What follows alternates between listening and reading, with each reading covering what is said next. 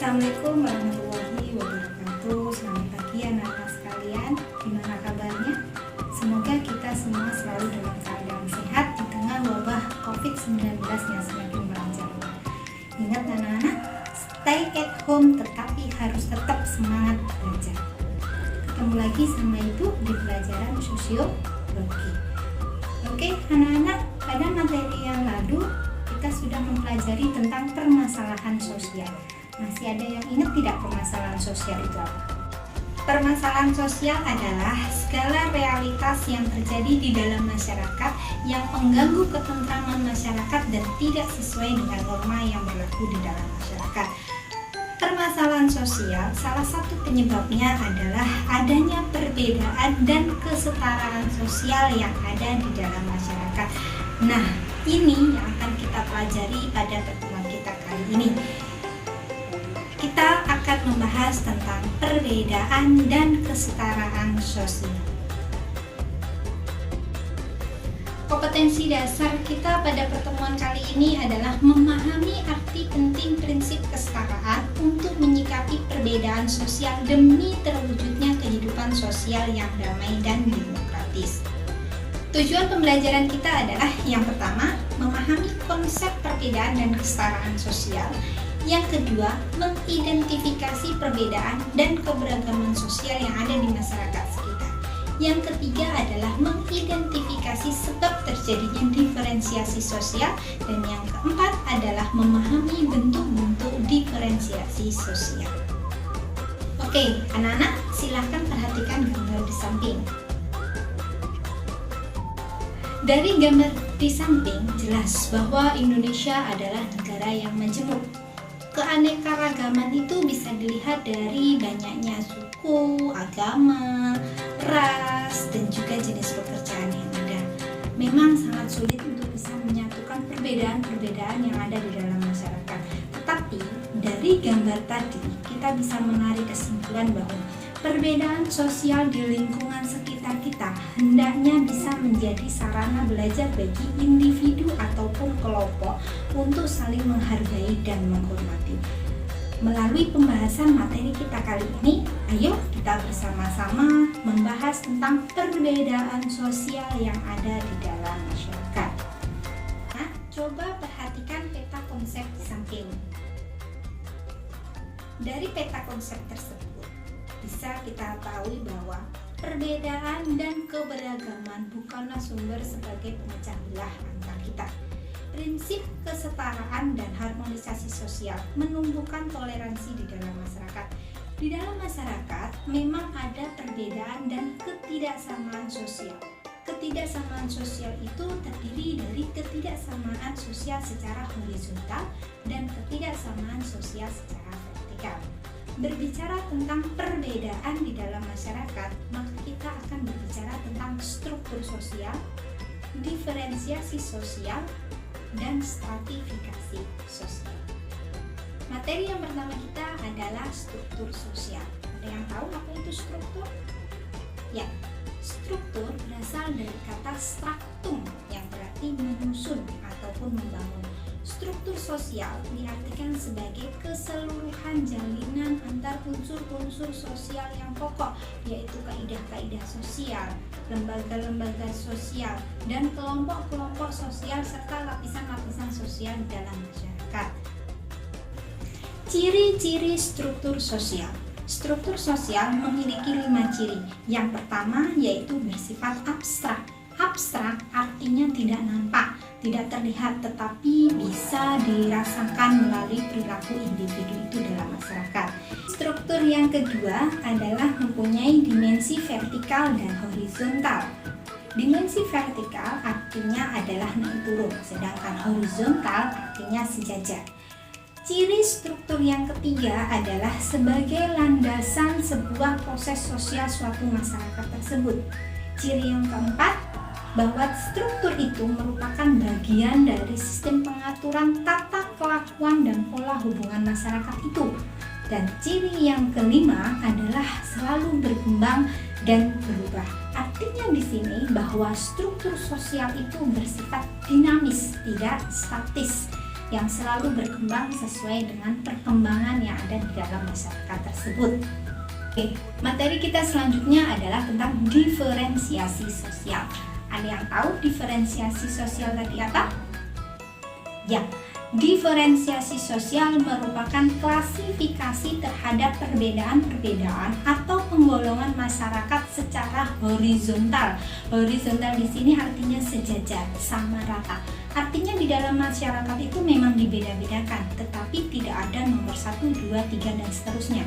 Semua mempunyai status posisi yang sama. Itulah diferensiasi sosial. Bentuk-bentuk diferensiasi sosial yang ada di dalam masyarakat itu adalah yang pertama, diferensiasi sosial berdasarkan ras. Yang kedua, diferensiasi sosial berdasarkan suku bangsa. Yang ketiga, diferensiasi sosial berdasarkan agama.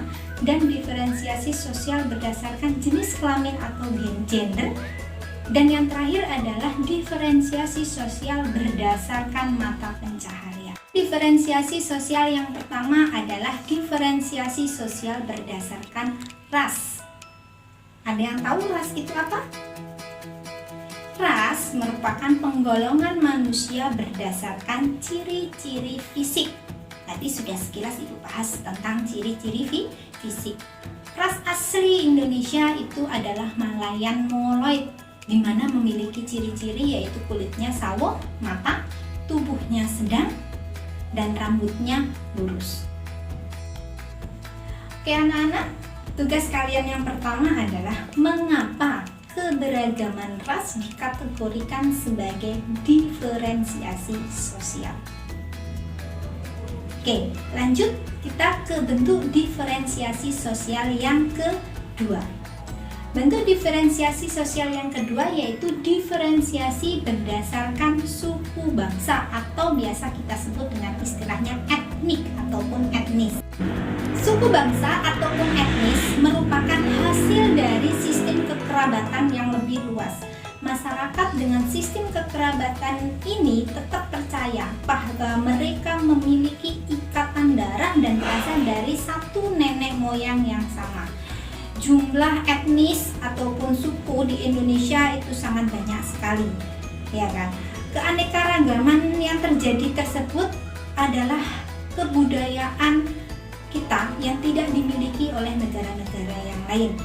Kenapa bisa seperti itu? Karena negara kita adalah negara yang majemuk, karena memiliki kondisi iklim dan geografis yang berbeda. Anak-anak, coba perhatikan gambar di samping.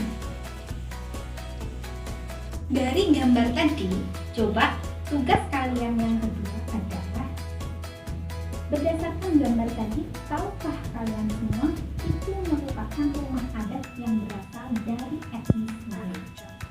Bentuk diferensiasi sosial yang ketiga adalah diferensiasi sosial agama. Agama merupakan pengelompokan masyarakat berdasarkan kepercayaannya. Agama adalah sistem yang mengatur tata keimanan, kepercayaan, peribadahan kepada Tuhan Yang Maha Esa, di mana semuanya itu berhubungan juga dengan pergaulan manusia satu dengan manusia yang lainnya. Komponen-komponen yang ada di dalam agama itu meliputi emosi keagamaan itu sendiri, kemudian sistem keyakinannya, kemudian bisa upacara keagamaannya, tempat peribadatannya, dan juga umatnya. Yang perlu digarisbawahi di sini adalah dalam perkembangan agama itu mempengaruhi masyarakat, dan sebaliknya masyarakat juga mempengaruhi agama. Di Indonesia sekarang sudah ada perkembangan di mana sudah ada 6 agama yang diakui di Indonesia, yaitu Islam, Hindu, Kristen, Katolik, Buddha, dan juga Konghucu. Nah, anak-anak, tugas kalian yang ketiga adalah berikan ilustrasi mengenai diferensiasi sosial agama yang ada di sekitar lingkungan tempat tinggal kalian.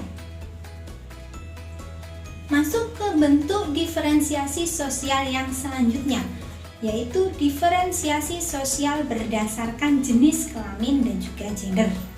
Bentuk diferensiasi sosial yang selanjutnya berikutnya adalah diferensiasi sosial berdasarkan mata pencaharian dan pekerjaan. Bisa dilihat di gambar samping.